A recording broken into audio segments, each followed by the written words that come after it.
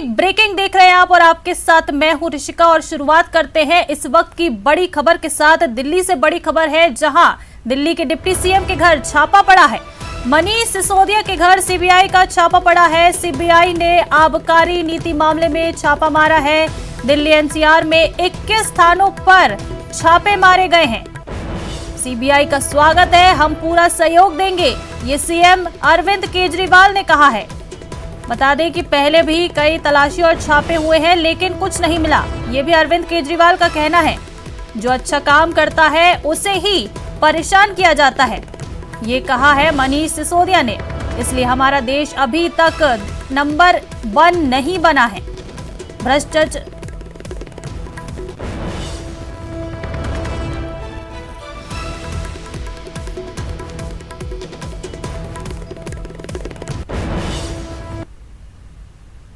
भ्रष्टाचारी जितना मर्जी ईमानदारी का चोला पहन ले, वह भ्रष्टाचारी ही रहता है। और आम आदमी पार्टी का भ्रष्टाचार एक बार नहीं कई बार देखने को सामने आया है। आज मुद्दा है शराब के ठेकों का, शराब के ठेकों में हुए भ्रष्टाचार का। और इस विभाग के मंत्री हैं मनीष सिसोदिया जी। जिस दिन सीबीआई को जांच दी, उसी दिन शराब नीति को वापस लिया। अगर शराब नीति में कोई घोटाला नहीं था तो उसको वापस क्यों लिया? क्योंकि शराब के ठेकों में भ्रष्टाचार हुआ। देखिए, ऐसा है कि ये नरेंद्र मोदी जी की सरकार का असली चेहरा देश के सामने करता है। ये घटना ये बताती है कि दिल्ली के शिक्षा मॉडल से, दिल्ली के स्वास्थ्य मॉडल से मोदी जी की सरकार और भारतीय जनता पार्टी परेशान है। आज जो कार्रवाई मनीष सिसोदिया जी के ऊपर हुई, ये पहली बार नहीं हमारे ऊपर छापा। सीबीआई का छापा, ईडी का छापा, कई बार हम लोगों के ऊपर छापे पड़ चुके। आपको याद होगा मुख्यमंत्री के दफ्तर पे सीबीआई का छापा पड़ा था। मनीष सिसोदिया के ऊपर पहले भी सीबीआई का छापा पड़ा था। सत्येंद्र जैन के ऊपर पहले भी सीबीआई का छापा पड़ा था। 40 विधायकों को पकड़ के जेल में डाला, एफआईआर की, बाद में उनको कोर्ट ने बरी किया। तो ये सुंगलू कमेटी एक बनाई थी, 400 फाइलों की जांच कराई, बाद में कह दिया कहीं कुछ नहीं निकला। तो ये बात साबित होती है कि किस तरीके से बदले की भावना से, दुर्भावना से आप कार्रवाई कर रहे हैं मनीष सिसोदिया के खिलाफ। जब से सीबीआई इंक्वायरी हुई, सीबीआई की आज रेड पड़ी है। अब इनको इसमें क्या परेशानी हो रही है कि जो भी हुआ है उसका दूध का दूध पानी का पानी हो। ये आबकारी नीति जिसके ऊपर एक बड़ी लूट हुई, और जैसे ही जांच बैठती है, आम आदमी पार्टी की दिल्ली की सरकार यू टर्न मार लेती है, वो अपनी आबकारी नीति बदल देती है। तो आबकारी नीति बदलने से, शराब की नीति बदलने से लूट तो नहीं रुक जाएगी। उस पे मैं समझता हूं ये सीबीआई की रेड जो हुई है, इसका स्वागत करना चाहिए सबको। और दिल्ली की आम जनता, दिल्ली की महिलाएं रो रो कर चीख चीख के कह रही थी, उनकी हाय लगी है और अब दूध का दूध पानी का पानी होगा, ऐसा हमें विश्वास कि हम सीबीआई का स्वागत करते हैं। सीबीआई के अलावा और एजेंसीज बहुत सारी हैं। प्रधानमंत्री जी के पास ईडी है, इनकम टैक्स है, सबका स्वागत है। ये कोई पहली बार नहीं हुआ कि सीबीआई का केस दर्ज किया गया है। सीबीआई के छापे पहले भी मारे गए हैं। मुख्यमंत्री कार्यालय तक में छापे मारे गए, उप मुख्यमंत्री के यहाँ पहले सीबीआई जा चुकी है। सवाल यह है मिला क्या? अब तक किसी केस में अगर कुछ मिला हो तो ये बताएं। जब छापा पड़ता है, सीबीआई जाती है, हर जगह खबर चलती है, हर जगह सवाल उठते हैं। बीजेपी वालों को मौका मिल जाता है भ्रष्टाचारी कहने का, मगर निकलता कुछ नहीं है। आज देश के लिए एक बहुत बड़ा दिन था। अमेरिका के सबसे बड़े अखबार न्यूयॉर्क टाइम्स में फ्रंट पेज पे, पहले पन्ने पे भारत देश के दिल्ली शहर के शिक्षा मॉडल की चर्चा हुई है। उसके अंदर मनीष सिसोदिया जी का एक फोटो छपा है पहले पेज पे। और पूरे देश के, पूरी दुनिया के भारतीयों के अंदर इतनी अच्छी फीलिंग है कि आज देश का नाम अमेरिका के अंदर रोशन हो रहा है। तो मनीष सिसोदिया के घर सीबीआई का छापा पड़ा है और इसी को लेकर ज्यादा जानकारी दे रहे हैं हमारे सहयोगी शंकर आनंद, हमारे साथ लाइव जुड़ चुके हैं। शंकर, क्या कुछ जानकारी है अभी तक इस बारे में? सीबीआई का छापा पड़ा है, कहां तक पहुंची है पूरी प्रोसेस सीबीआई की? देखिए, इस वक्त में सीबीआई की टीम 21 लोकेशन पर सर्च ऑपरेशन को अंजाम दे रही है, जिसके तहत 7 राज्यों में इस वक्त में सर्च ऑपरेशन को अंजाम दिया जा रहा है।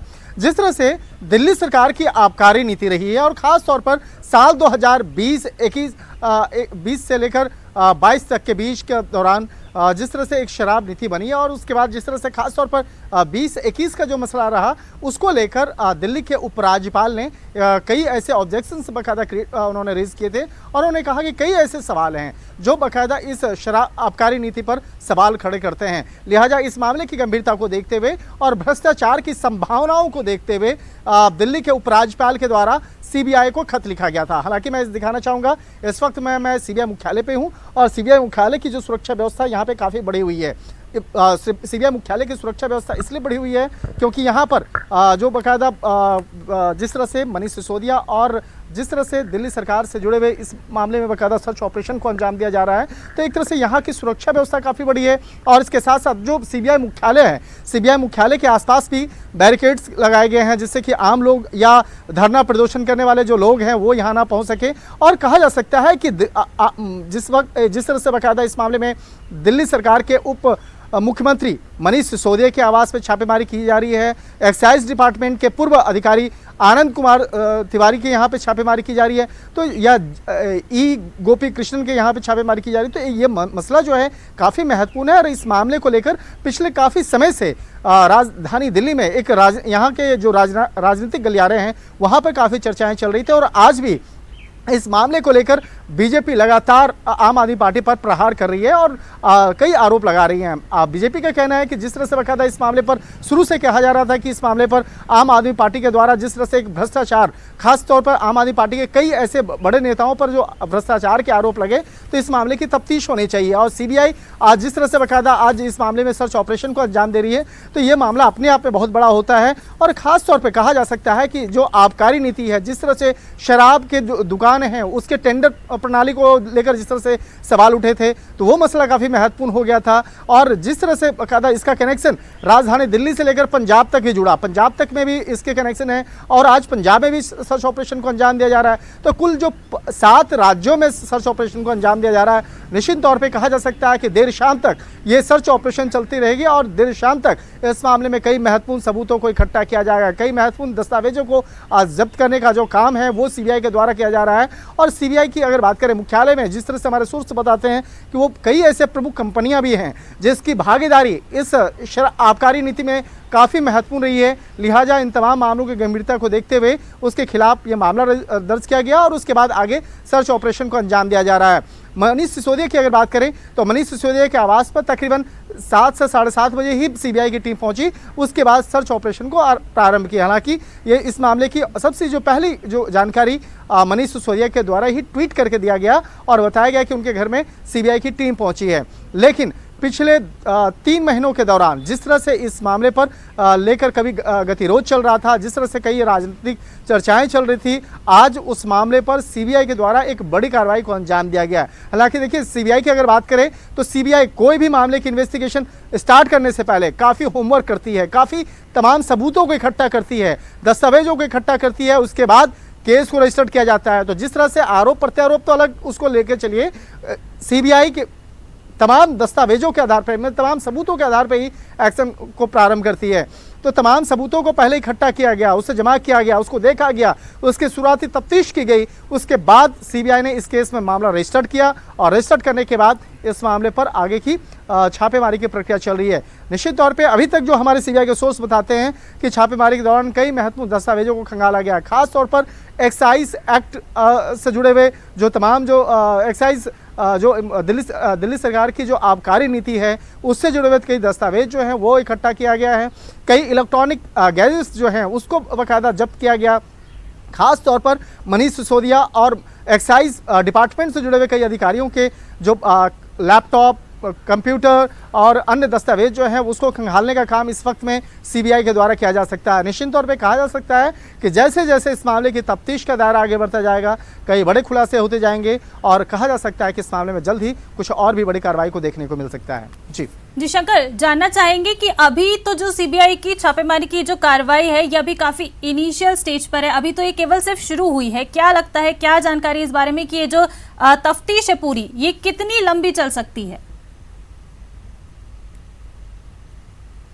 निश्चित तौर पे देखिए, ये जो तफ्तीश का काम है काफ़ी लंबा जाने वाला है, काफ़ी आगे बढ़ने वाला है। और एक केंद्रीय जांच एजेंसी सीबीआई की भूमिका की अगर बात करें तो जांच एजेंसी की भूमिका बहुत बड़ी होती है। क्या है कि देखिए, ये देश की सबसे बड़ी जांच एजेंसी है और इस जांच एजेंसी का काम करने का जो स्टाइल है वो सबसे अलग होता है। ये आरोप प्रत्यारोप पे काम नहीं करती है, बल्कि तमाम सबूतों के आधार पर यह जांच एजेंसी काम करती है।